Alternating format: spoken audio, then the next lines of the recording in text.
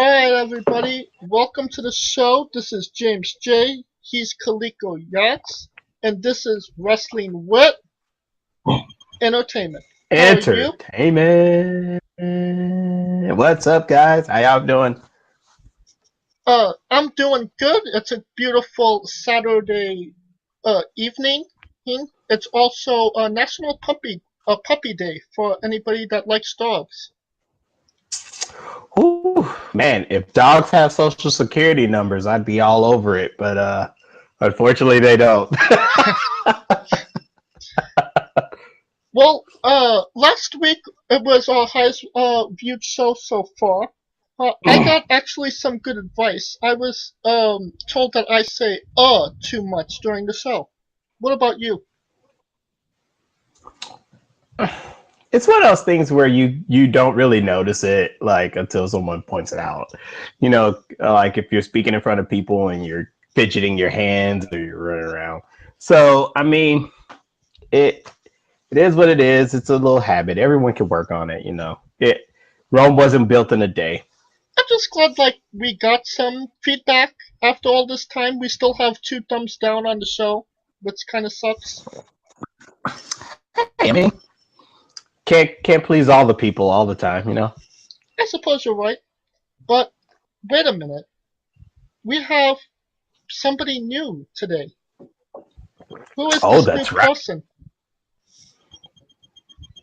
That's Please right. We got a introduce new. yourself. Oh, man, these guys had me shoved in a closet this whole time. What's up, everybody? I'm Mitch Mayhem, the new third co-host of Woo! this podcast. I keep forgetting the name of it. Wrestling with Entertainment. That's right, Wrestling with Entertainment. I know we're one person away from a four horseman. The Well, right now we're the fourth Shield. always gets neglected, though, so I don't think we need it. Yeah, we could be the Shield, Triple Threat, the The Freeboards. Freebirds, the New Day. We could three man it. I prefer something unique. Something unique. Well, as always, the wrestling world is on fire. Lots of things happening. So right now we'll be wrestling with the Ring of Honor 17th anniversary. So this was a relatively good show. It didn't seem like it was as big as Ring of Honor's other shows. Maybe that was because the Young Bucks and Cody wasn't involved. Maybe because they have such a big show coming up. But it just Well, wasn't all there for me. yeah, it's because of those names, man. Young Bucks are gone. Cody's gone. No Kenny Omega appearances. No New Japan appearances. This was a show. Ring of Honor basically.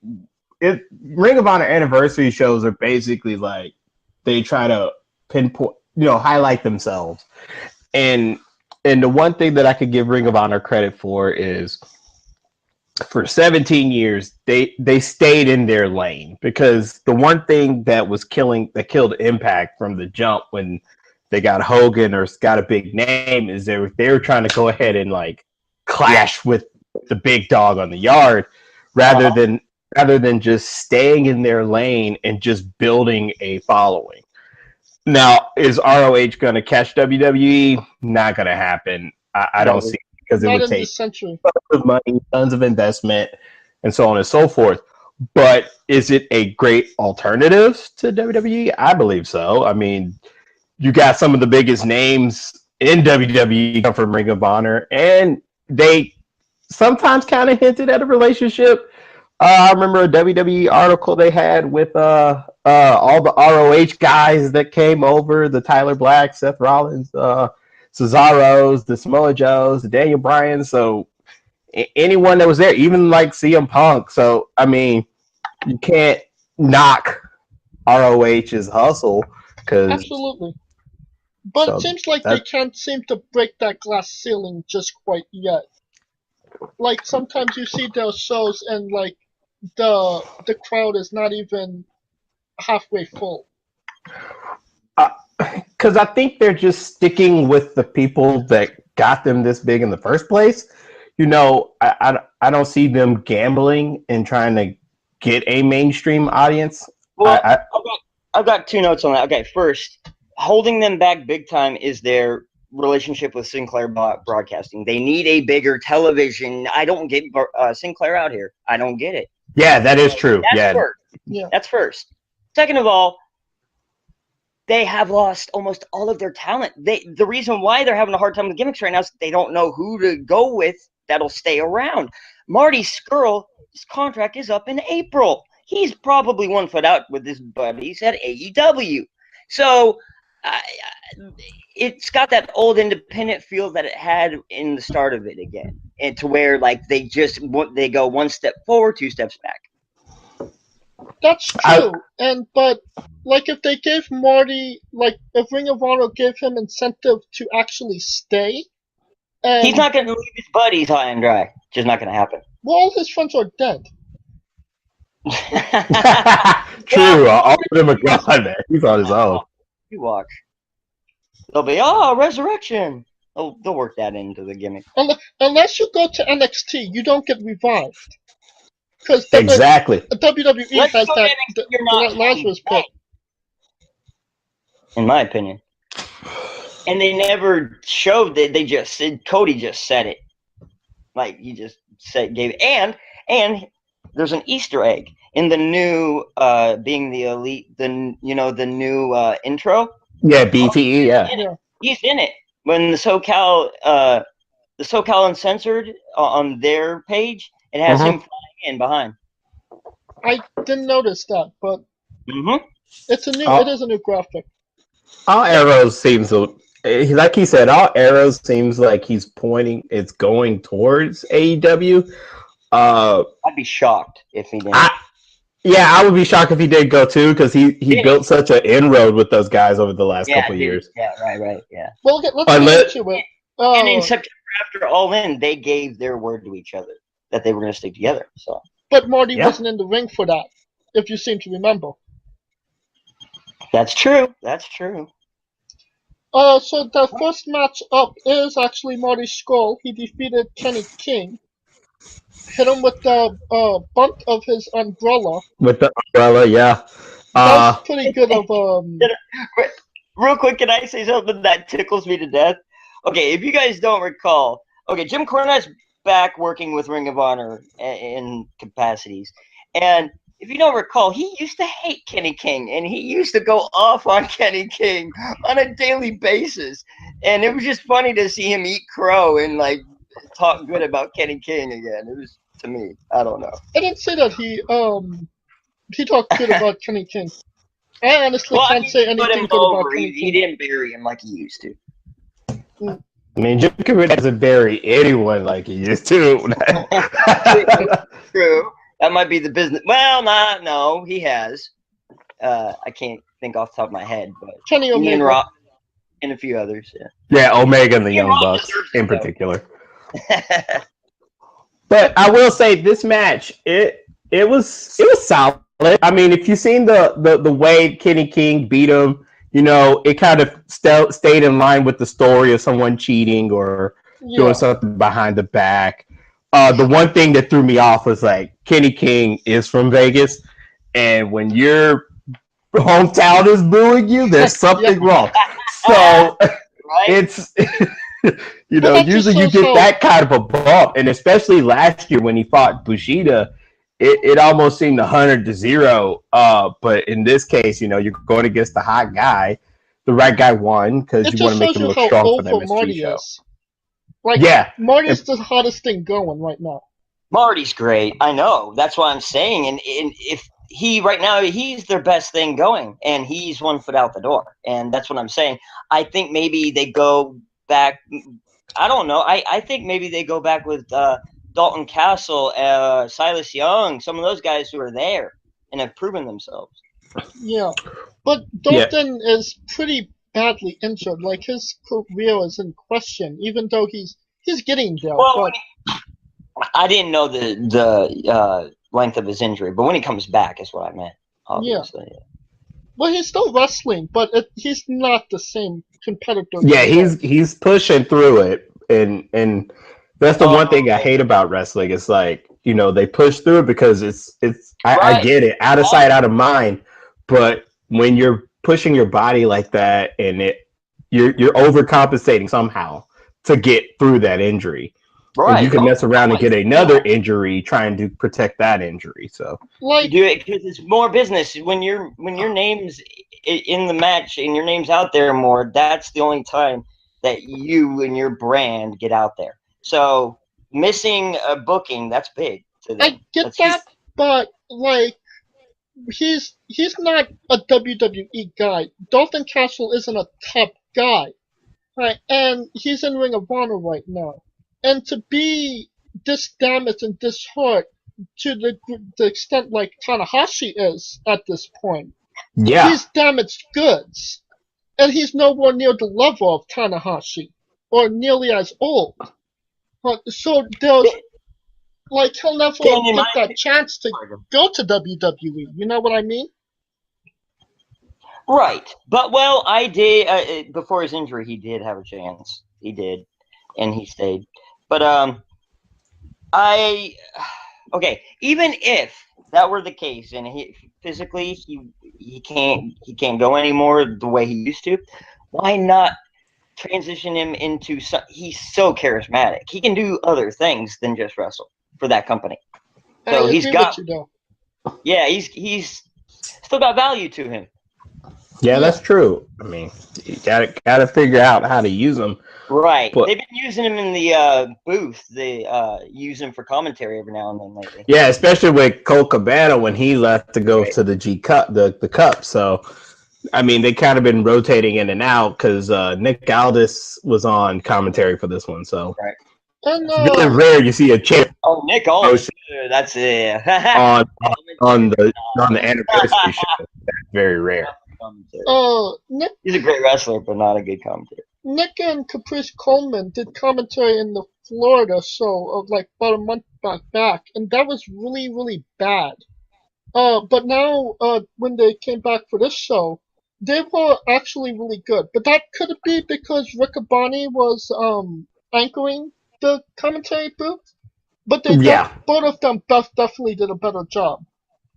I think it's just just working on the chemistry. It just seemed like they weren't stepping on each other's toes as much as the last time. Just kind of complimenting each other and just trying to back each other's statements up, or if they disagree, kind of go into the technical aspects, which worked out for the whole night, I must admit. Yeah, they did a good job with it. The next match is the TV champion Jeff Cobb defeated Shane Taylor. I actually kind of liked this match. I think it showed that Shane Taylor could be a real player in the future, building those stars. I think it highlighted both of them. I mean, Jeff Cobb, boy, can move for a big guy. Both big guys were moving, so. But Cobb's already there. Cobb's a superstar. It almost seemed like it was almost like a 265-pound version of 205 Live in a sense, because they were just doing flips and drop kicks and Canadian destroyers. I'm like, what the hell?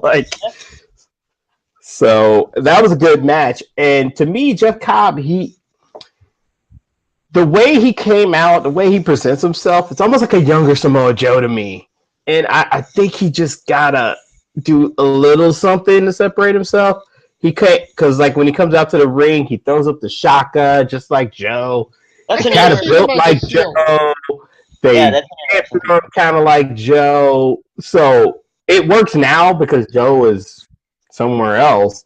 But eventually, he's gotta do something to separate himself other than the wrestling acumen. I agree with you there. He I kind of see a Cobb as a heel. He just has that cockiness to him that he's above everybody. Hey, and right now he's a baby face. So he's so good they're not gonna turn him heel. He's so good the crowd he's so over with the crowd. But he's kind of like that edgy face, Yeah. And that's why they like him. Cobb hit Shane Taylor with 2 Tour of the Islands for the win.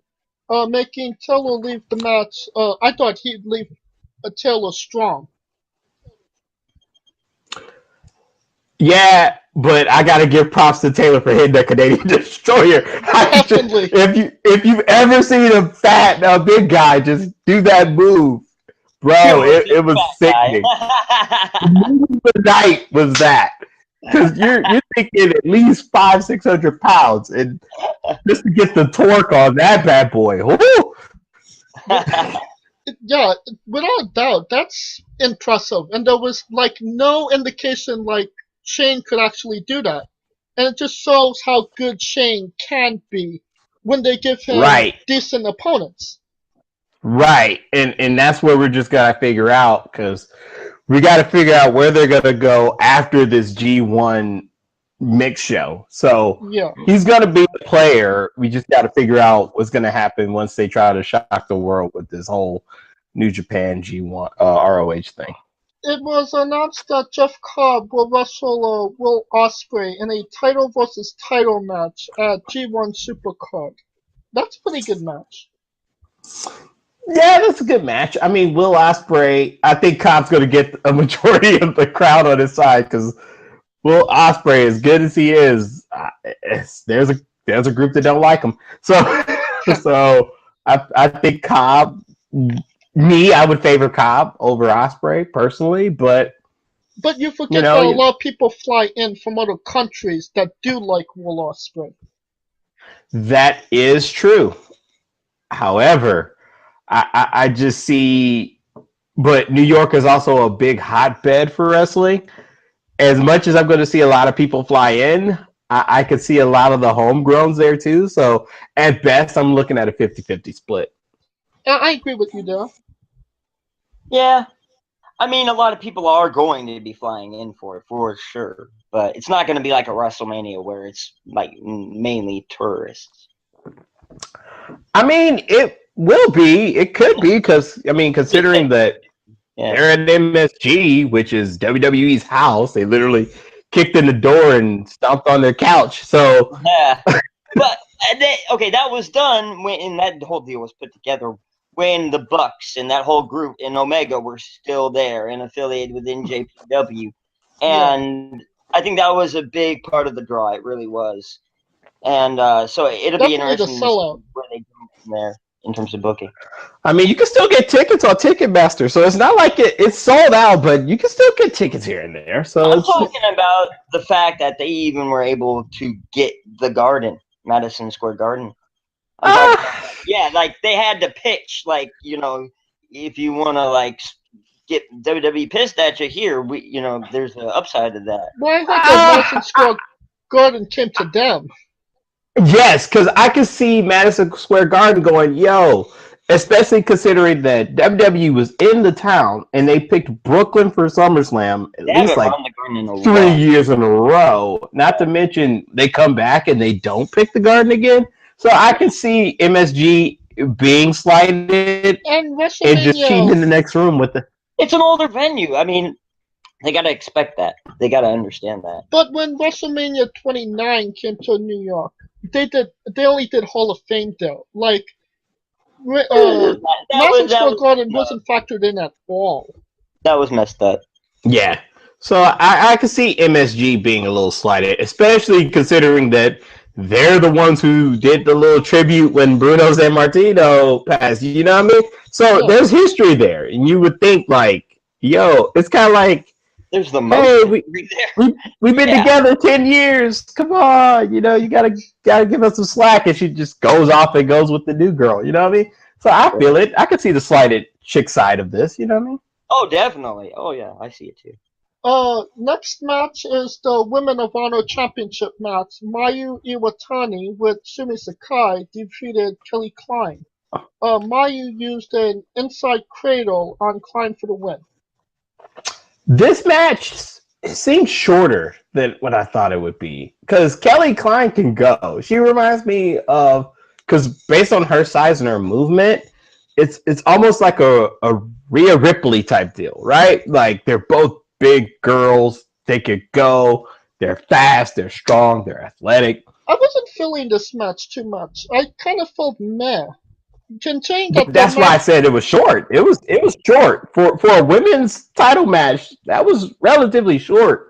But And it kind of for seems like the Women of Honor Championship matches, when it comes to paid preview wise, they're not holding up to those standards. Like the Women of Honor matches, like on the live shows, are actually a lot better.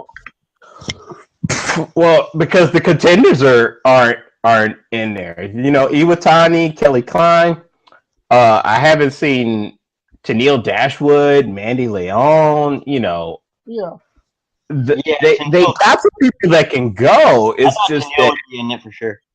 Yeah, I mean they got people that could go. It's just a matter of only certain people can go at a time. You know what I mean? And Iwatani, I could see her she won obviously with the inside cradle. So I don't see this feud being over per se, but I could see them pushing Iwatani because the NXT has Io Shirai and Asuka and Kairi Sane, so they're trying to like NXT is like on a Japanese woman hoarding spree, and they're trying to push this one girl. You know what I mean? Like criminal almost. Exactly. Like they're just yanking her by the boatload, and they're trying to, hey, we got this girl here. So I could definitely see it. I see it, but I think they're gonna fight at the Garden. I could just see this coming because the way the match ended, Cradle. I see them going more time at the Garden. They'll probably get a little bit more time at the Garden to actually impress. So the match in Florida for the original match where Mayu actually beat Kelly was actually a really good match. I encourage people to go back and watch that. Right. But yeah, obviously you're right. There wasn't a lot of time. 2 matches actually got cut because of the next match that we're going to talk about. Yeah. Which is the Ring of Honor World Heavyweight title match. Jay Lethal versus Matt Taven. They went to a 60-minute time limit draw. And this was Taven's time to shine. If there was any other time for him to shine, this was it. Because when you get a crowd turning on Jay Lethal, that's a huge compliment, right? Like, that's crazy. Yeah, that's crazy that the crowd would turn on Ring of Honor's most loyal soldier. You know what I mean? Like, that could be because he is kind of like the franchise of Ring of Honor and just wanting to see that title change. But I was thinking, why are these people rooting for Matt Taven? But they weren't that hard for Dalton Castle. He was a ROH, They weren't that hard for Briscoe, and he was a ROH. You see what I'm saying? Like it's just I see what you're saying with it all, but it's just like it seemed like it's going to be Taven's time to shine to me. After the match, actually, like Marty came out, grabbed the belt, so on and so forth. So this tells me that it's going to be a triple threat, and I think it's going to be a triple threat ladder match after they did all that. So that's good. You just took the words right out of my mouth because that's what was announced. It's a triple threat. Jay will defend against Matt Taven, Marty Scurll at G1 Supercard. Right, and I think it's a triple threat ladder match. So it's a good way for if there is a title change, which I think Matt might get it, where I hope not. Either side can make the claim they weren't pinned, and they can kind of push the storyline a little further in the event Marty dips. Like we were saying last week, Marty's not getting the title. I don't see Marty getting the title unless he guarantees he's going to stay. Right. Yeah, if Ring of Honor really needs to make a play and push hard to keep Marty, it's not going to happen. I'm just telling you, it's not going to happen though. He's already out, in my opinion. Well, why would they give him this new staple and push him this hard if they're not going to? Well, because they were doing what you just said. They were trying to throw him a carrot to see if there was anything they could do, and I think they've realized he's got his mindset. But my thing is this: with Ambrose in WWE. Yeah. But my thing is this: with him, staying or going to AEW, how is he going to fit? Because from what I see on that to me, AEW might be a chance for what's his name? I forgot his name. Hangman. Hangman. To me, that's a shot for Hangman to shine more than anyone else. He's gonna shine, but you know what I'm really thinking? And they're blurring it. I don't know why I'm thinking this. Maybe he comes back and faces Cody. That would be pretty cool. But he also got the match with Nick Aldis, so he's not totally out. Is that already announced? Yeah, he's fighting Nick Aldis for the NWA title. So I was hoping that was going to be Marty and him. I didn't hear that announcement. Okay. I remember Marty practically, because they're buds, so he kind of went against the bro code for it. But well, no, in September he signed. All he did was sign a 6-month extension until April because AEW wasn't going to have a show until May. So if you think about it, he's just keeping busy in terms of paydays until May.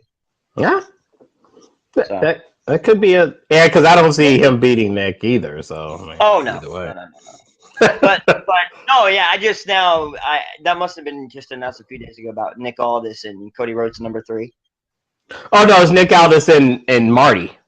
Oh, Aldis and yeah, I knew about that. I thought you were okay. What I meant was that they're like teasing a match with Cody because whenever he says I want to face, and then they go beep.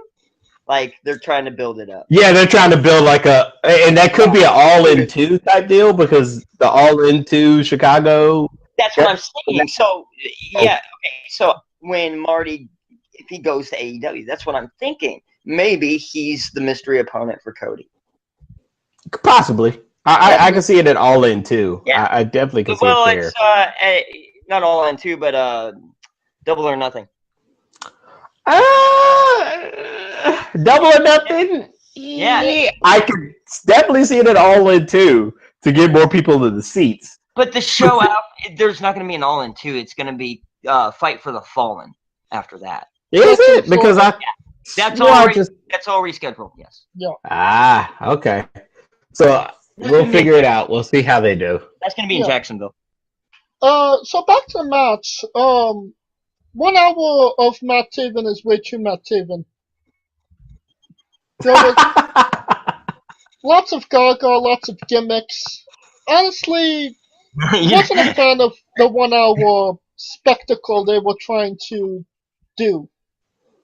Real quick, I was gonna say he should just be what he really is, the Rogaine Hair Club for Men poster man. I mean, go ahead. Sorry. To me, the match, I mean, it was pretty much set to make neither side look bad. You know what I mean? It was one of those things where it was kind of like a cliffhanger match. But when there's like a lot of interference and gaga, it kind of devalues the match a little bit, especially if it's going to go to a 1 hour time limit. True. I didn't see either guy losing regardless because Taven, to me, it's almost like Lethal was supposed to win, but Taven got so over in the match that they pulled an audible and drew. You know what I mean? Because I think it was meant to look that way. I think it was booked that way. I don't think they expected that crowd to be pro Taven though. No, of course not. So that's my point. Like, play on that, yeah, sure. Right, and that's my point. They just played on that, like and something huge, right? And the crowd is wanting Taven to win, so it would make sense for Taven to win at MSG vice the 17th anniversary. At least to get more eyeballs on the title change, if that makes sense. I would like to say, like when Matt Taven came out to tell Jay Lethal we're going to do the match right now, there was an elderly lady that gave Matt Taven double fingers in the background. That reminds me of the Hulk Hogan old lady from like the 1997 Nitro, if you remember that. Yes, I remember. So they're all like people that still really can't stand Matt Taven's guts. That's true. I think they're just trying to rebel and go for the guy that they're not going to go with. That's just my personal feeling. That's why the crowd was hot for him. But I just think he won some people over with the stat. The fact that people were sitting like yelling, "You suck, Lethal!" Like that. You see, Jay Lethal has been like the most, and this is me as a African American. He's been the most prominent African American wrestler, with the exception of the New Day, in the last several years. You know what I'm saying? So for him to get like this disrespect. But let me give you this possibility. Maybe, do you think maybe it could be that something similar to what Roman Reigns was dealing with? The fact that WWE was shoving him down their throats, the Golden Boy, and they're seeing so much of Lethal. Maybe they feel like he's being pushed down their throats? I could see that, but the problem with that is that when Lethal lost the title, he didn't get another shot for like at least 2 years. So if it was like where they were keeping him in the main event match, I could see that. But he was running around battling Silas Young and trying to get back up on the ladder. So every time Big Show goes away, he never comes back loved anymore. So this is true. That is true. So the next matchup is Rush defeated Bandito. This was actually a pretty good match. Probably the second best match on the card. And I kind of really got a sense of feeling of who Rush is since he came to Ring of Honor back in December.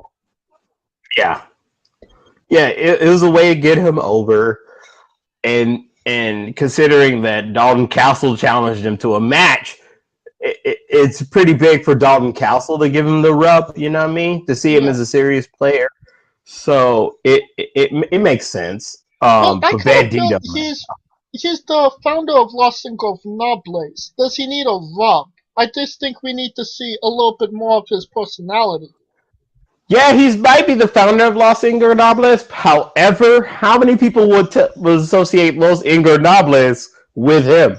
Unless you're in AAA or, you know what I'm saying? So, I kind of do. There's Japan, there's Mexico. Yeah, you know what I'm saying? But my thing is this.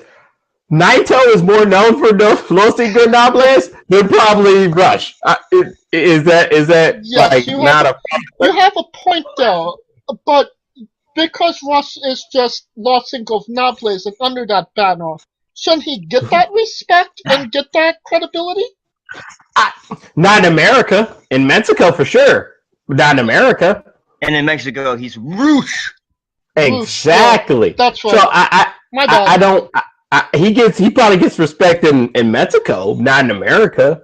Because I can tell you right now, and you should know this. When we went to the show, the first show, no one was mentioning Rush when Los Ingobernables popped out. Like it was Naito heavy. You know what I'm saying? Like I get that. I'll put it this way: if Rush is to me like the beginning of hip hop, right? Like he got it going. Naito was like the MC Hammer that made it mainstream. Going to hip hop references, okay. Like that would be the way that I would put it. Naito was the guy that made it like cool mainstream. Even though he took it and made a Japan version, more people in America know about Los Ingobernables of Japan than the actual Los Ingobernables. I can't argue that at all. I agree with that. Yeah, you're right. Yeah, you got a point there. And yeah, Dalton Castle is I think he's fighting him at G1 Supercard, so that should be an interesting match. Yeah, the match is going to be at the MSG, so they're just trying to fill it up with like this. To me, the MSG card is going to be like the United Nations because everyone's going to be represented. True. Kind of like the 8-hour WrestleMania card they're talking about. I know we're a Kenyan and Alaskan away from being the Olympics. So. Oh my god. Yeah, lots of time's going to be spent on wrestling this April 5th, 6th, and 7th. Oh my god, it's gonna be like overdose. Yeah, I don't envy you going to WrestleMania knowing that it's gonna be probably a 12-hour show. True, and it's gonna be cold, so I got seats in the warm box, baby. I'm not, nah, buddy. not today. And there's still rumor and innuendo it might snow. That is what I heard, which is glad I got my seats in a nice little box where I can sit, be cool, be warm, and don't have to worry about any snow. Because remember, it was cold as hell at 29, and that's in when I got my tickets. I factored that in. I factored in, yo, I am not gonna sit out here for 8 hours freezing my arse off. You know what I mean? I gotcha. Unless they come back to Santa Clara, then I can freeze Yeah, all day in the sun. it's warm there. It's very warm. Very warm. Yeah. Alright, next match. No DQ Ring of Honor World Tag Team title match. Villain Enterprises, Brody King and PCO defeated the Briscoes, Jay and Mark Briscoe. This was a barn burner. It was almost like an ECW match. Oh, well, without doubt. It really was. And to me, the most shocking result of the night, because I'm not gonna lie to you, the match that I was looking most forward to at MSG was the Briscoes versus God, because Without a you doubt. couldn't get two more contrasting style tag teams. You know, you got Country versus Islander, and it was just like, oh my god, that would have been the match of the night. Without a doubt. But now that throws that in jeopardy, because to me, I'm thinking, does that mean the Briscoes still fight God, or does PCO get the shot? You know what I mean? No, I think they already said that Brody and PCO. I think it is going to be title for title. Yeah. So that tells me that the God is going to win. I mean, I don't see, as good as PCO is, God is just Let them roll than gorilla. Exactly. They are just the bloody ish to me. I love God. I love Tama Tonga. I love Tonga Loa. I love them both. So to me, it just screams. God was. I love God, but to me, this match kind of gave an outcome of what's going to happen at MSG by PCO winning. Because to me, if the Briscoes won, it would have been a bigger toss up. Oh, without a doubt. Than what than PCO winning, because I see God winning, I see the Briscoes chasing God, and so on and so forth. But I would have loved to either way. It would have benefited New Japan and ROH for these two tag teams to fight over both belts over the long haul. Yeah. But how Gorilla of Destiny is my favorite tag team. Briscoe's my favorite Ring of Honor tag team.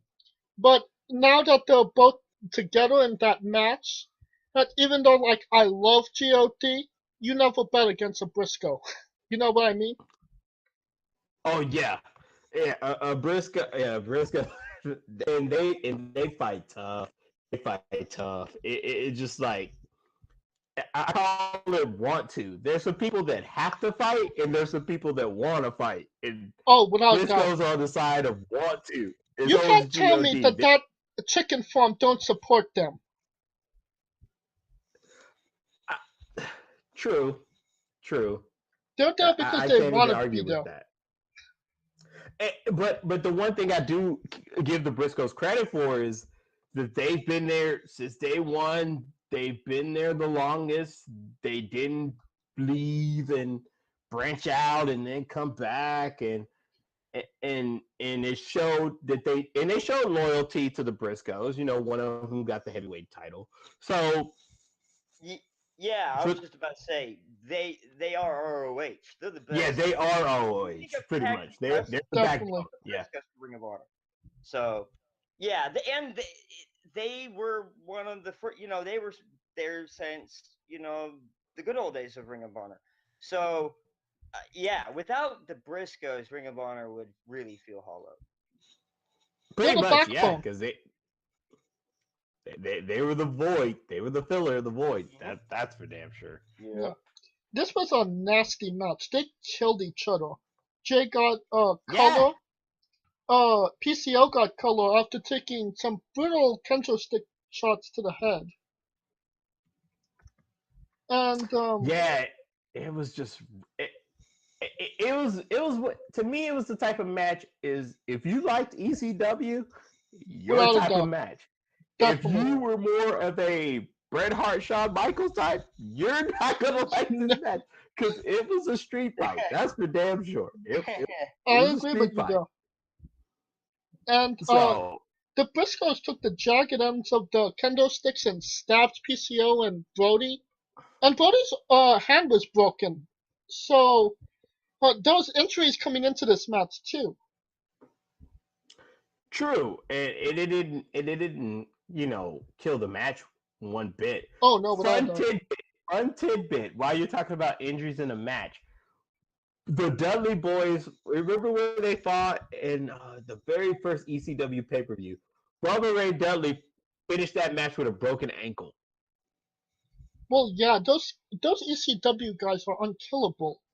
Right. So I mean, it's just funny how like if it was me breaking a hand or an ankle, I'm done. There ain't no way you're telling. I'm done. So the fact that they can continue on, I don't know if it's adrenaline or It's adrenaline. alcohol, It's but Maybe a even little the bit of fact both. that And keep in mind, PCO, he's 51 years old. He is a miracle. He looks 50, man. And he I could mean, he still looks catch a baseball. I mean, And I don't know how he's still in the ring. I mean, to me, I don't know. It shows ROH's vulnerability and their desperateness that they gave him a contract in the size that they did, in my opinion. That's true, but to have these kind of matches at 51, where guys half his age are doing, that's just incredible to me. yeah, the fact that he can still hang.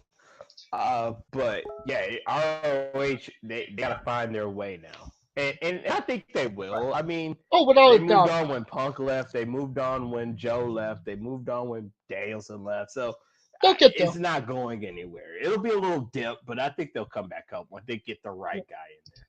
Yeah, almost half the WWE roster is old ROH guys by now. So, I mean, Yeah, exactly. PCO landed, in all honesty, I feel is the best moonsault in professional wrestling right now on Jay for the pin. Yeah, I, Yep. I can't even argue. Although Christopher Daniels, his world's best moonsault. Oh, yeah. Well, that's true, but At his age to do that. PCO, he hits them. Man, he's been through it all, man. He was supposed to be the authority figure under the hood in the Monday Night Wars back in '98. Yeah, it was supposed to be him instead of Vince. That would have changed that so differently. Yeah, but they thought he was too small, I guess. Yeah. The story. That's too bad. But yeah, I love me some Christopher Daniels the following. Oh, without a doubt. I've been since the Iron Man match with AJ Styles and Ring of Honor. That's in TNA, yeah. Oh yeah. But yeah, I feel PCO has one of the best moonsaults. He always hits them belly to belly, always hits the mark perfectly. Yeah, because you could definitely overshoot that bad boy. You can either overshoot or undershoot. So yeah, ask Brock Lesnar.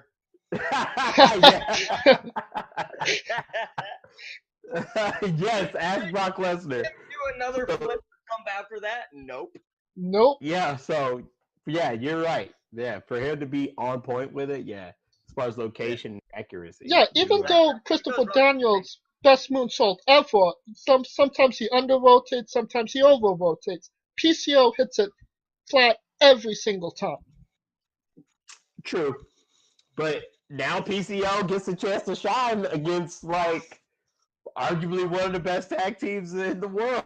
So He's going back to the So- garden. Yep, very true. He gets. I think he like I said, I'm shocked that he's at the level he's at right now at his age. But all power to him, man. Let's see what he can do.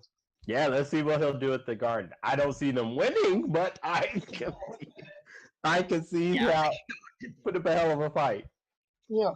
PCO and Brody King ended the Briscoes' 10th reign as champions of 91 days.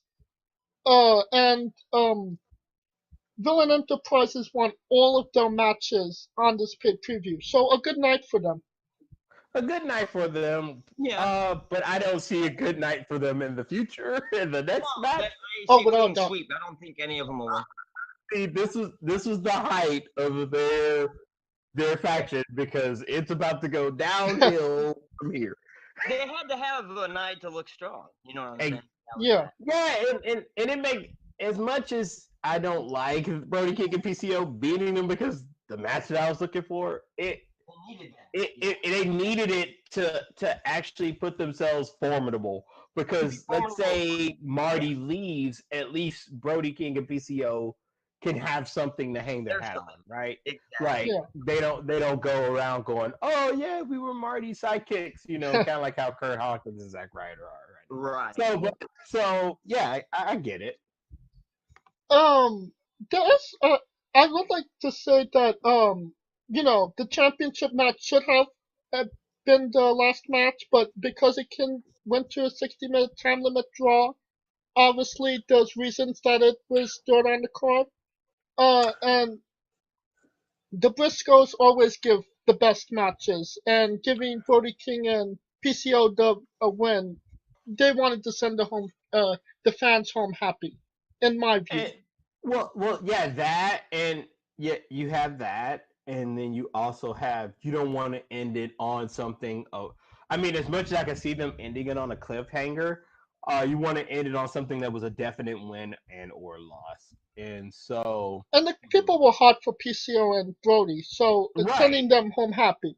right. So yeah, so you just go with the crowd, see how it goes, and then everything kind of got shuffled with a couple matches canceling. So I mean, not the first or last time.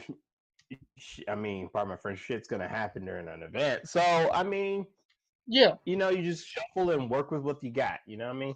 Whoa, sorry. We got lightning in this area. Oh shit. Oh, Real bad. Yeah.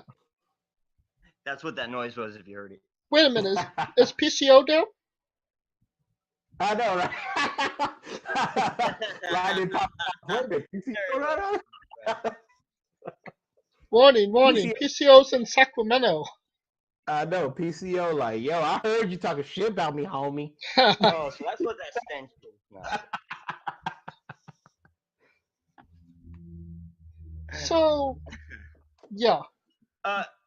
Real quick before we move on, when we were talking about the women's ROH division, I wanted to put in the fact that they have the weakest women's division around right now. Everyone else has been picking talent left and right from them, and from the free agent AEW pool. just got Ali.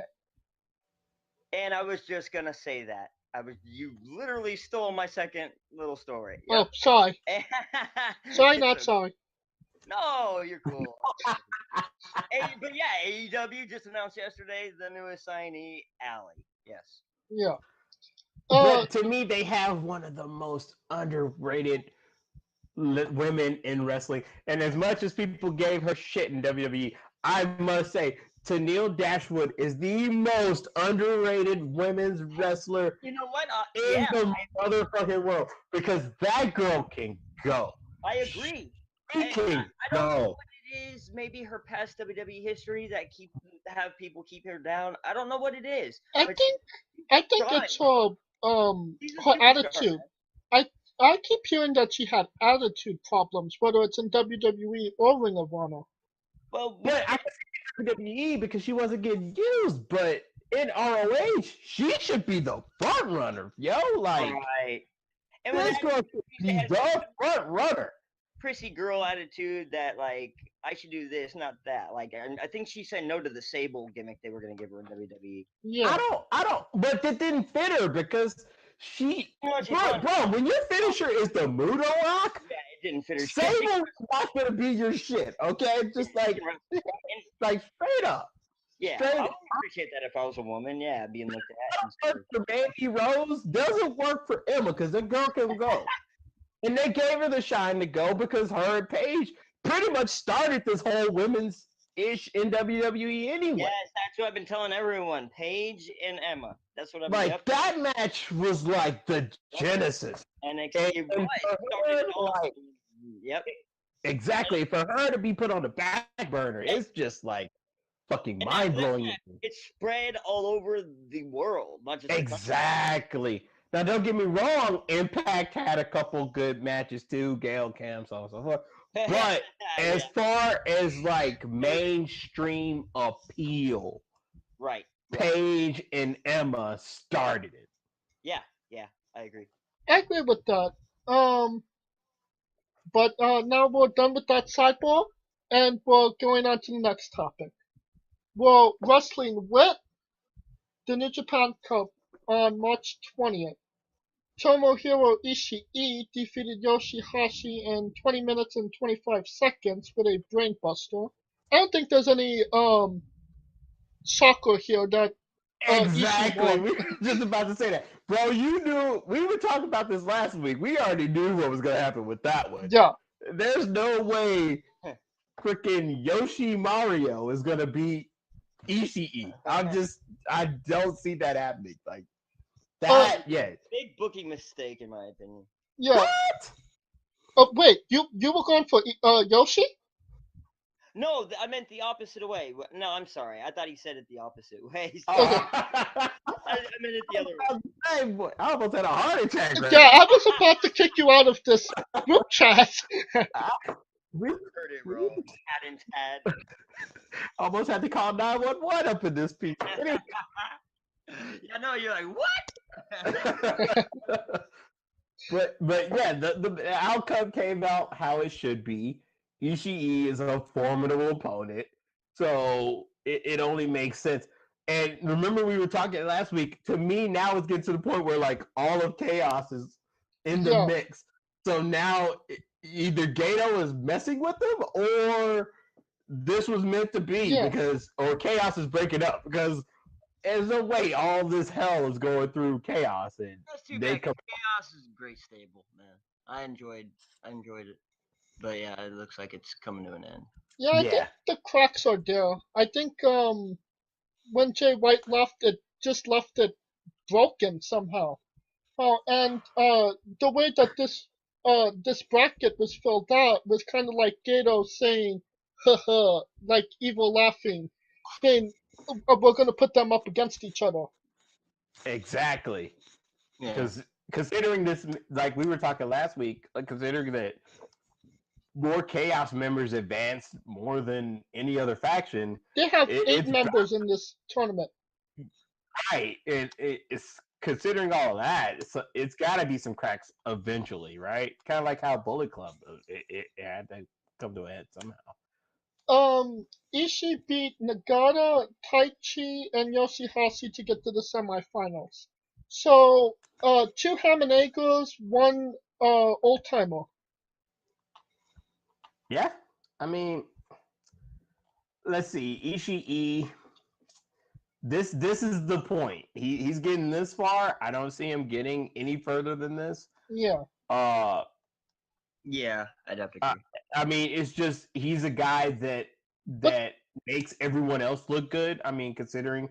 But the Ishii fan in me is like, come on, Ishii, you're almost there. You got 1 more match to go. You know what I mean? Why wouldn't you? But considering he fought Kenny Omega for the finals for the U.S. title, I mean, he's that solid hand to make everybody look good. Yeah. And he can look good in himself. He's Teflon. Him losing the match, him winning or losing doesn't, elevate or, doesn't detract from it. It's indifferent for him. Because either way, everybody's going to see him as this badass motherfucker who can break your skull with the headbutt. Like, straight Yeah. up. Next match is Kazuchika Okada defeated Will Ospreay in 20 minutes and 10 seconds with the Rainmaker. This match, it wouldn't expect it, because if Will Ospreay's going to fight Jeff Cobb, Yeah. so it only made sense for Okada to go on. Now, this is where I don't know if my bracketology is right. He's fighting Ishii. Okada should be facing Ishii, right? Yeah, he's fighting Ishii. That is where it's going to happen, because you have Chaos's leader going against Chaos's number 2.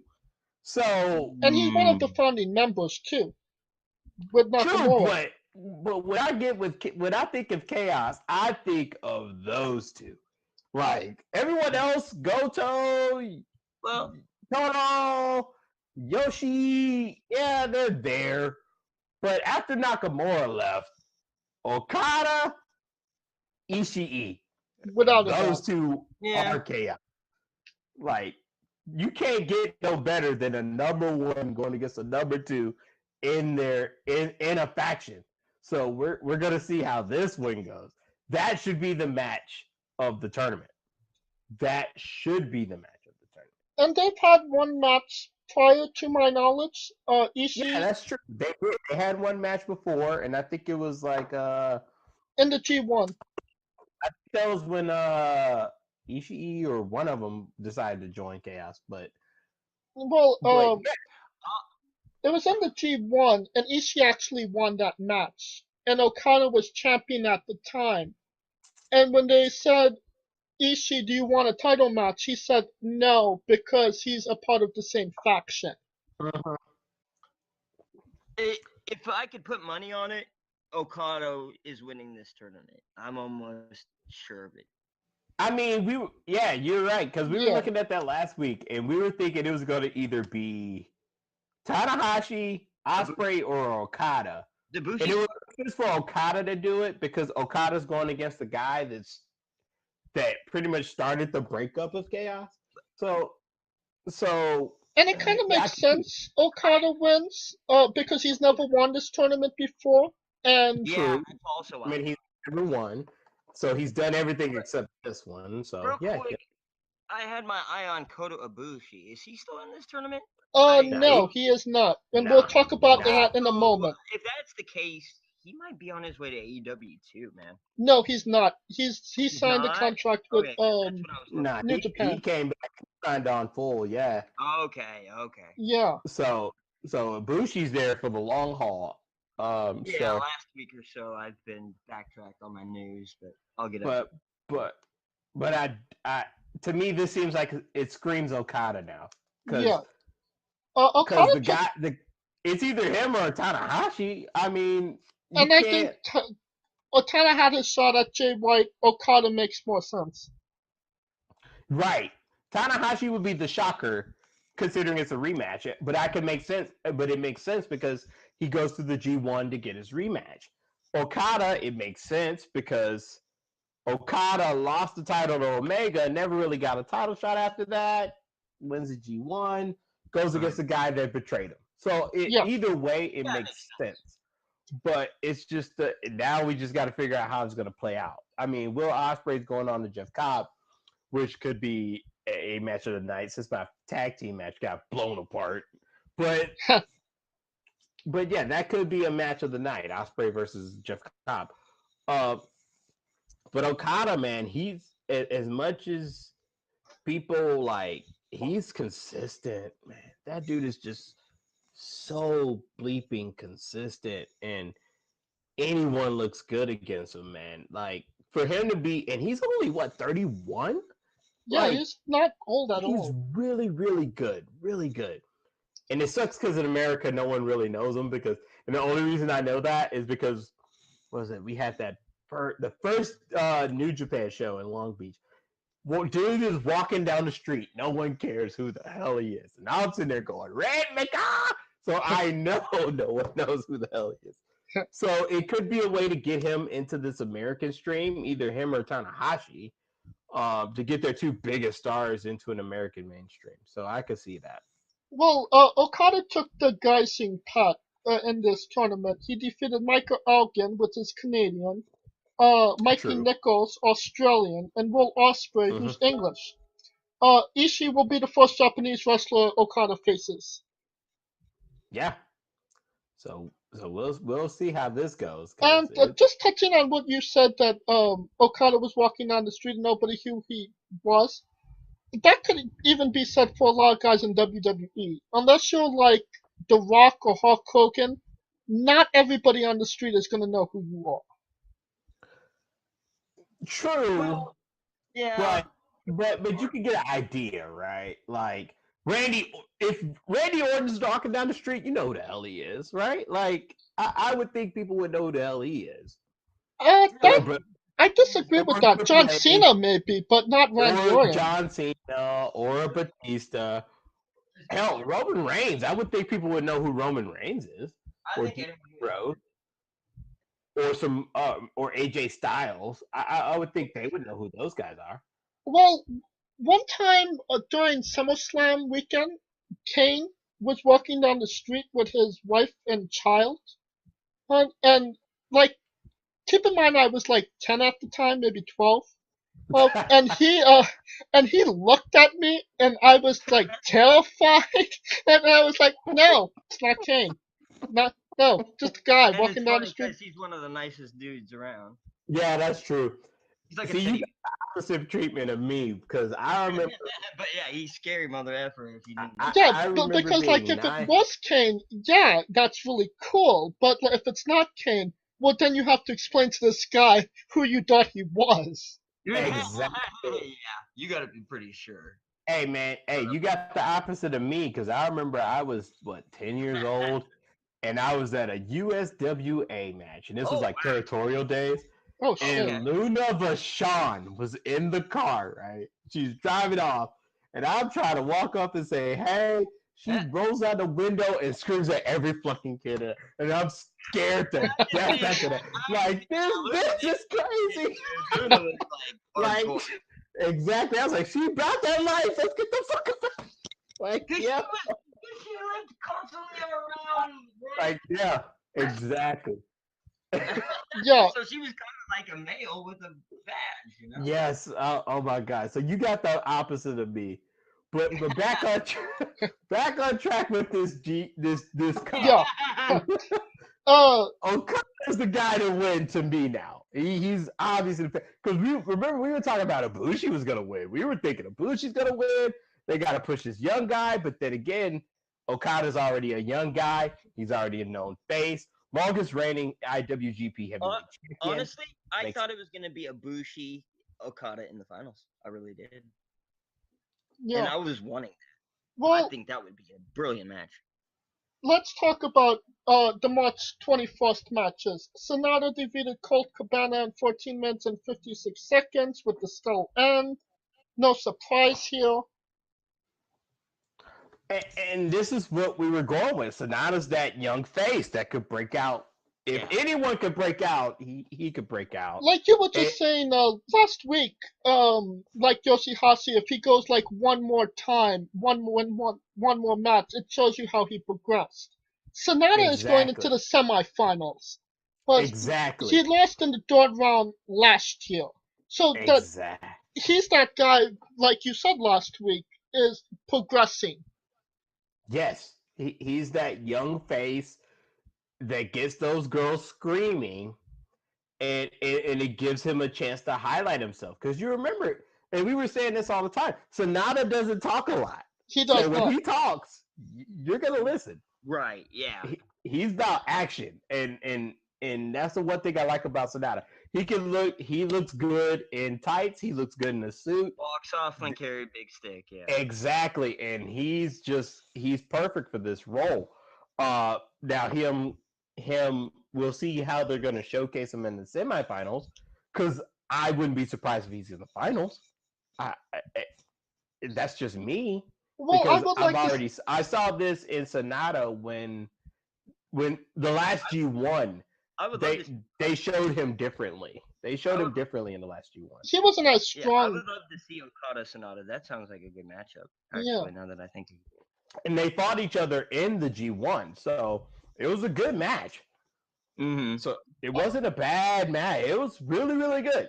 And he's a young guy that can go. And if Tanahashi is still too injured to go, I mean, To me, they did that thing with Tanahashi just to get the belt off Okada. Tanahashi is the past of NJPW. He's just But- too much related to that past. But he's still hot as ever. The people still love him. He's the Yeah, John Cena of New but- Japan. You cannot like Okada is that now. But I see what you're Oh, saying. Okada's Roman Reigns. No, Tanahashi's John no, Cena. overhated. Like, I mean, in the sense of positioning, because Joking. Yeah. like we were talking last week actually about how Japanese fans are a lot different than American fans. Oh, way different. Way different, and to me, it's for the better. But I They're very mean, polite. They treat it like a real sport. but that's good though. I mean, that's I didn't great. say it that way. I didn't say that in a bad That's way. great. I mean, you know how many people? I wish I could walk around and say I watch wrestling and don't hear it's fake, right? Like like. Yeah, it should be presented as a legit sport because it is. I know, but Japan presents it as art, and considering that you have to go to a dojo, you have to be pushed to the ranks. Right, and I hear what you're saying, and why I'm really looking forward to AEW even more is because they've highlighted that wins and losses are going to matter. So I see them putting in like maybe a season, like some kind of methodology to where that matters more, and where we're more invested in it. Yeah. I'd just like to say props to Colt Cabana for making this far into the tournament. Because I didn't think he was going to go as far as he did. Exactly. When I thought Colt Cabana, I was like, a filler. Oh, without a doubt. The fact he got to the quarters is a hustle unbeknownst of anybody. Like, Definitely. Yeah, man. Yeah, Colt Cabana, he's earned his stripes, man. But he's also an underrated guy too. Like He should have had a run in WWE. Yeah, he's very underrated. I mean, yeah, they kind of gave him a test run, but it wasn't. Yeah, it's kind of like Omega had a run in WWE. Not really, but Yeah. Right, like a cup of coffee. yeah, But exactly. but to me, Colt Cabana don't need WWE. He built an empire on himself. Like Nope. so. Nobody was going to get over with a name like Scotty Goldman. They're trying to like get the Jewish people on board. Oh God! Where he comes out wearing a yarmulke and singing. But he does True, that I mean- anyway. So Sonata defeated Goto, Suzuki, and Colt Cabana to get to the semifinals. These are pretty strong competitors. No Hamanegos here. Right, like he had a tough run to get here. So to me, I think Sonata is going to be a factor in the long run, and especially with a guy like he's behind a guy in Naito that Naito is made. He's like this at this point in Japan. He's like the Stone Cold Steve Austin. Like everyone loves him. And wins and losses don't matter to Naito. If he loses Right. to Kota Ibushi in the first round, it wasn't his night. Right, like he's at that point where he's titles and this stuff won't matter to him. So why not get the guy in his camp or run? Now I just want to figure out how this is gonna go where Sonata makes it to if he makes it to the finals, let's say, and how it makes him if he wins. I want to see how it's gonna happen with his first singles run as a champion. Because Sonata has the goods. He definitely has the goods. And there's definitely, I kind of feel like there's a race between Evil and Sonata to who gets there first. Sonata's going to get there first. You think? And only both partners. because Evil, Sonata's better on the eyes, man. Sonata's better with the ladies. I thought Sonata was going to be pushed over Jay White at first when all those big names left. Honestly, I thought like he was going to be one of those names up there. True, I thought that too. And Jay White, to me, I don't see what it is about Jay White, but people like him. Hey, more power to you. The thing about the reason they went on Jay White is because he's a New Japan product. Sonata came from Keiichi Muto. True, but I would have thought that they pushed the Japanese guy before the Gaijin. I'm just saying. But they needed a trying to Gaijin. branch out and get more American appeal and more world appeal. So And they needed a guy thing to replace Kenny Omega. Yeah, the first British champion. I don't know if he's the first British champion. I think he might be. Alright, next match, Tanahashi beat Zack Sabre Jr. in 21 minutes and 11 seconds with the Japanese leg roll clutch, used many times by Zack Sabre Jr. I don't want to say I told you so, but I told you so. I didn't like that one. Zack Sabre Jr. is another, like, he's going to be a superstar. He's no, he's not. He's an asshole, and I can't stand him. Oh, really? But it made sense for history to come back, right? Like, I mean, Zack Sabre Jr., it would be really weird if a Gaijin won the G1 Cup 2 years in a row. So yeah. It would have been hella weird. I mean, considering that Kenny Omega couldn't do that, you're going to give that to Virginia? So, I mean, it makes sense for Tanahashi to get his revenge, per se. But we were just talking like... Yeah, go. With Zack Sabre Jr., is there a story behind that as to why you don't like him? Yeah, I just... Like, he never lets anybody win on him twice. He always has to win every single time. And I feel that he doesn't go to where he needs to go unless he wins his matches. Like, he wouldn't be in New Japan if they wouldn't give him as many wins as they do, and they give him those wins to keep him happy, to keep him in New Japan. But they give him those wins because he's a dog Suzuki, so... So you think he's old school politically, like he does that underhanded stuff that it used to be very prevalent back in the day? I think he's a diva. I think that he bitches and moans until he gets his way. And I just want to say that we talked extensively about Kota Ibushi wrestling Zack Sabre Jr. last week. And I was telling Coleco that Zack Sabre might win because last time Kota Ibushi wrestled him, Kota Ibushi won, and Zack doesn't let people beat him twice in a row. Oh, that's interesting. I never looked at that.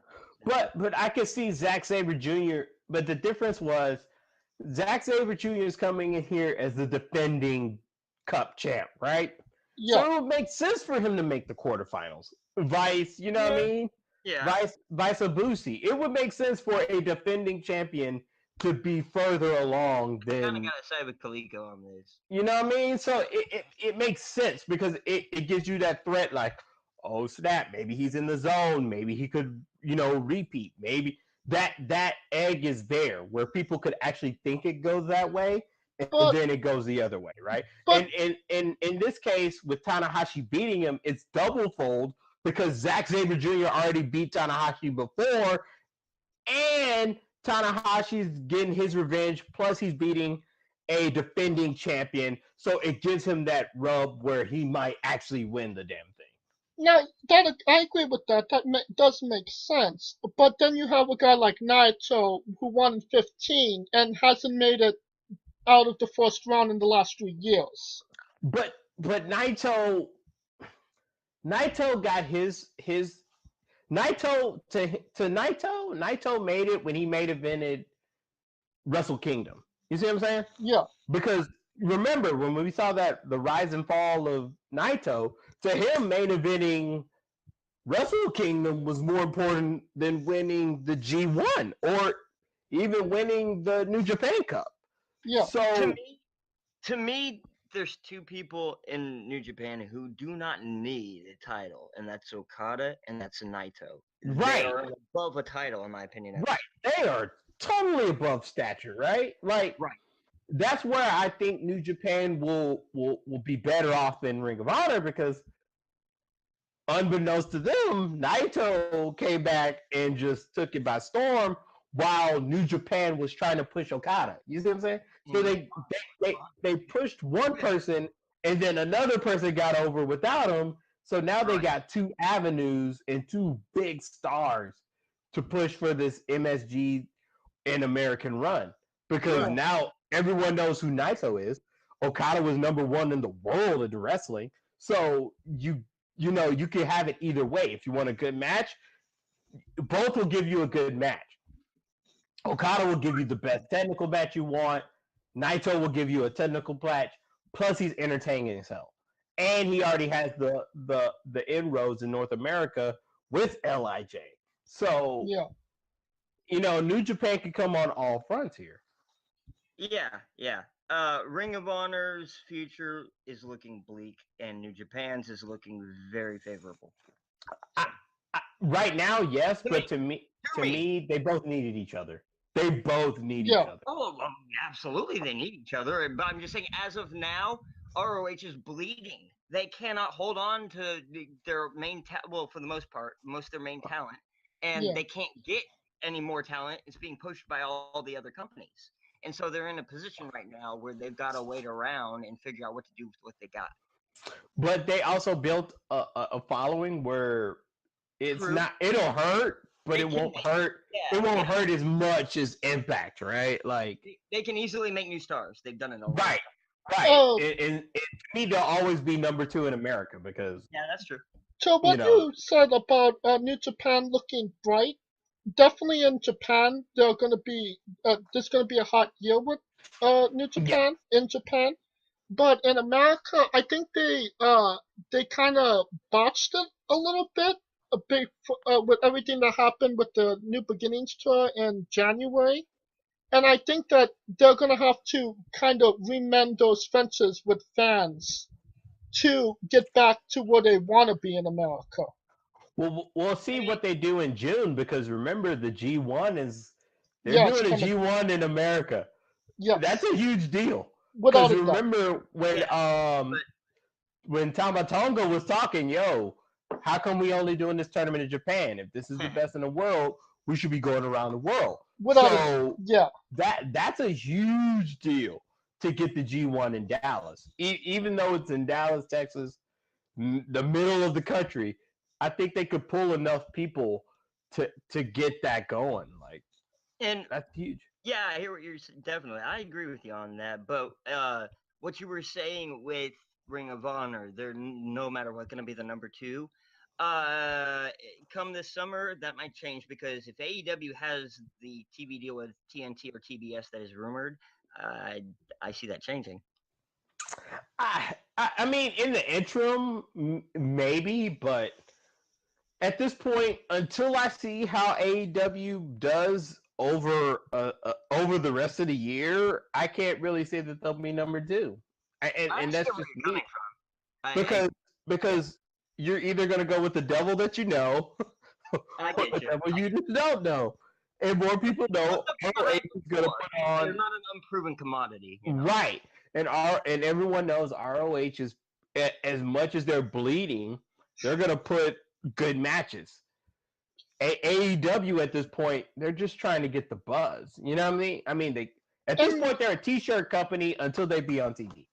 I agree with Coleco here because I think that what they're doing is a ripple effect in the industry. It made, on the very day they announced, it made WWE have to almost offer double salary contracts. It upped at least the economy of the wrestling world. Now that I will give you. Yeah, I'll give you that. Wrestlers are gonna get paid, and they should.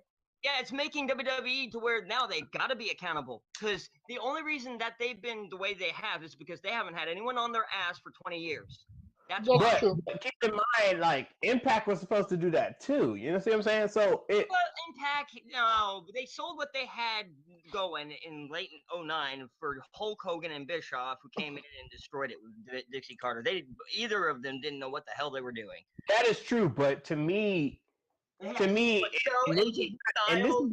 this is not me being biased, but WWE is so deep financially. It doesn't make sense. They're But deep. now AEW, they can buy that now. The Khans are richer than the McMahons.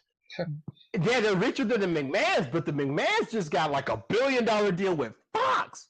Like we're talking. What if AEW gets a huge deal with the TNT TBS? We'll see, but right now it looks like The Simpsons followed by SmackDown, and more people know Fox than TNT. You see what I'm saying? TNT is known right now as a basketball channel. I can tell you that right now. Wrestling channel too in WCW. Okay. Yeah, so with WCW, but TNT I have to is throw my inside hat the in here too. That's why I'm saying I could see it coming if it comes They- back. That's a huge nostalgia hit for a lot of people. Yeah, true, but to me, And it's coming from the son of Dusty. That's the ultimate irony of all of this. that is the irony. However, I think WWE has made such a bigger inroad. You got to think, man. This is like since '84 that they've been dealing with these companies. So the companies already know the devil that they know, right?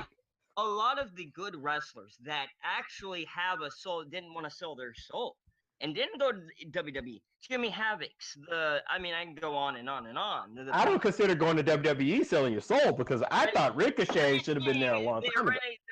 They took a bet on themselves. They wanted to take a bet on themselves instead of locking themselves up with a huge corporation that was going to dictate to them what they did and how they performed. And I understand that as a former performer myself. I get that, and having more control over that, and knowing that you're going to be in a good position, not just financially, but also in storylines, creatively. That's if you have both those boxes checked, why not? And in WWE, only one of those boxes were checked. Well, I'm still waiting on them to get on TV, yo, and that's not and that's not even that's not me. All right, we're done with the sidebar. We're done with that's this. That's not me hating. I love them all, but I'm waiting.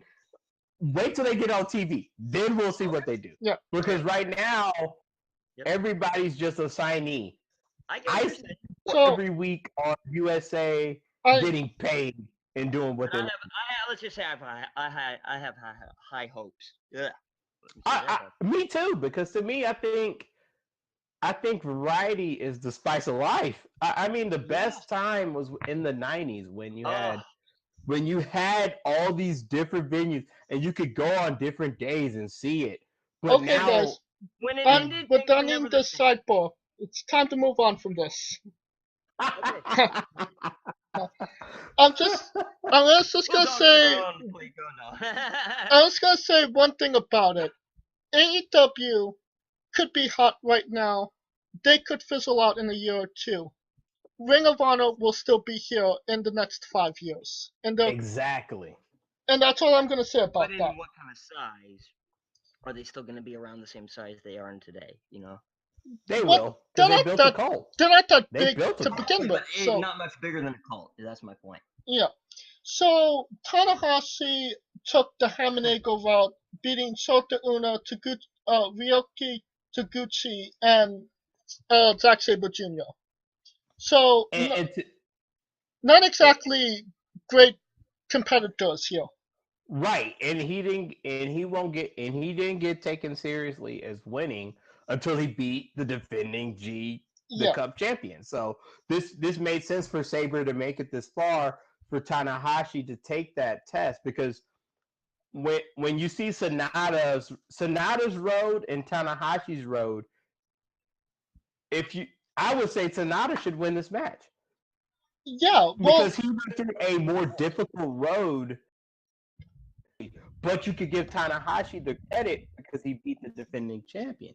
So this is where it's that 50-50 coin flip. Well, it is worth So noting that 3 years ago, in a G1, Tanahashi wrestled Sonata, and Sonata actually won that match. So he can get it done against Tanahashi. I right, and that's where I I think Sonata can get the win. yeah, I agree with Coleco. I think Sonata's gonna get the win, and I don't want to see Okada and Tanahashi again. Right, because we already saw that at Wrestle Kingdom. Right. Like 5 times. Yes, a bunch of times. Like, yeah. So a new face for the G1, and if Okada wins, I mean that would make sense. I mean, right And that would be a now, good Yeah. match too, Okada and Sonata. right. But all arrows are pointing to Okada winning this. Right. But you never know, and so Yeah, and that was the one thing we were talking about last week. that would be Very awesome. I mean, New that would be Japan. with Swerve. I like Swerve, so that's why I say that'll be awesome. I Like think any Swerve is good. we could be talking Okada and Sonata in the finals. It could be Ishii and Tana for all we know. True. And that's the one thing I liked about New Japan. And that's what we were talking about a while ago. Like when Omega beat Okada, it was just a foregone conclusion Omega was going to win the G1, and then Naito beats him. So, I mean, See, when things are foregone conclusions, that's when I'm thinking, okay, who's going to be the underdog to come up and get right. And I can see that also makes it kind of predictable. You know what I'm saying? Right, but I also like the fact where it's like, oh, Tanahashi beat Zack Sabre, so Tanahashi should be winning this, right? Like that's where they get that crowd thinking one way, and then they go the other. So that's what I like about New Japan. It's totally unpredictable. They put everybody on edge for the first round. So can't beat it. Yeah, I love New Japan creatively and what they do. I love, Imagine what it could do for Sonata's career if he actually wins and goes to Madison Square Garden. Right. Like, do you know? Huge. That would be the push I was talking about. Yeah. Right. Yeah. Like, Sonata would be like ITT Tech winning the NCAA tournament. Like, straight up. Straight up. No. Hey, we only talk about wrestling on this podcast. But I don't think put Sonata in that class, but to the unknown wrestling fan, right? Like to the non-mainstream guy, Sonata is like ITT Tech. And I get what you're saying there. And that's too huge for him. But he could put his name on the map. Yeah, the same could have been said for Jay White. Like when he beat Kenny Omega for the United States champion back last year, like nobody believed that he could actually beat Kenny Omega, but he did. So you have to have during first circumstances there, though. So I was gonna say, yeah, if it was a lot of shit going like down. a 2 or 3 year deal, that wouldn't have happened. Right, like it was a lot of shit popping off there. But you have to give these mid-card guys wins against the big guys in order to get them over and make them big guys. True, but when you look at what that match in the context, Omega was so busy with Ibushi and Cody not trying to fuck each other up that he overlooked Jay White, and that's what that story was. Like the story was basically him. The storyline, Jay White in that story was just a point to put Omega at his worst so that Ibushi could lift him up. You see what I'm saying? I understand that, but like after that, Jay fought like Kaminega guys, David Finlay, Hangman Page, Juice Robinson. Then he won against Okada and Tanahashi in the G1. Right, and I'm not taking anything from Jay White on that part, but him winning was more of a storyline arc for the Golden Lovers to get back together. Yeah, without doubt. Than Jay White being a mega superstar, if that makes sense. Yeah, it makes perfect. Well, those matches actually took place at 3:00 this morning. So, and I have yet to see it. I doubt that you guys stayed up that late to see it either. So, no, not yet. Yeah. That. So we will have those matches in the finals for you next week, Hank, and we'll talk about the G1 special, G1 Supercard special. Yeah, that's a tongue twister. Um,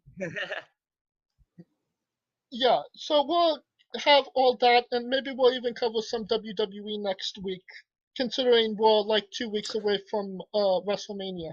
Yeah, we I mean, that's WrestleMania talk. gotta get it in there because that's the reason everyone's going to New York in the first place. Yeah. You can't have Bruce's podcast not talking about WrestleMania now. Right. Yeah. No, we're skipping it. We're just gonna skip that one. Yeah, just skip WrestleMania. Who cares? Yeah. Maybe Let's talk about Wale Mania. Fastlane was the real show. Yeah. So, you two guys have Twitter. Why don't you guys give everybody your Twitter accounts? Go ahead, Coleco. I'll let the. Oh man, I'm the old vet. I am Coleco, man. Just hit me up. I didn't give you guys this fun fact. Before I give you this fun fact, before I give him the Twitter handle, a lot of people probably might know me because I got engaged and married with WWE. So it may seem like a little biased, but I'm not. So just giving y'all that heads up. I'm Coleco. That's me, and it'll be fun to talk to everybody. I love everybody. Love nobody. You know what I mean? And you can connect with me on Twitter at Mitch Mayhem X. Yeah. So if you like the show, if you hate the show, send them your love, send them your hate, and they'll send it right back to you. Oh yeah, we'll send it back. Yeah. If you like the show, please like it. Please subscribe. Please comment. If you don't like the show, why do you guys put us thumbs down? We keep getting those 2 thumbs down, and that pisses me off. I think they don't watch wrestling; they just stumbled upon it on YouTube or something. Yeah. Probably either that or they just like spend their life being haters. I mean, gotta make something of yourself, right? Yeah, I kind of feel like it's the same 2 guys trolling us. Yeah, it's trolls. That's trolls for you. Like you said, Rome wasn't built in a day. So. Yeah, but to me, I also see like CM Punk's Twitter. He'll pay attention to more people who hate him than love him.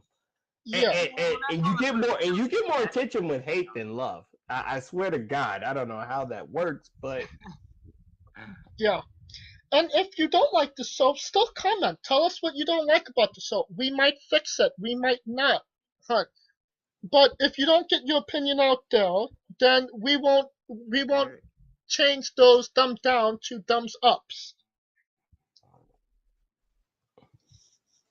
So with that being said, I'm James J. You guys are Coleco. And Mr. Coleco.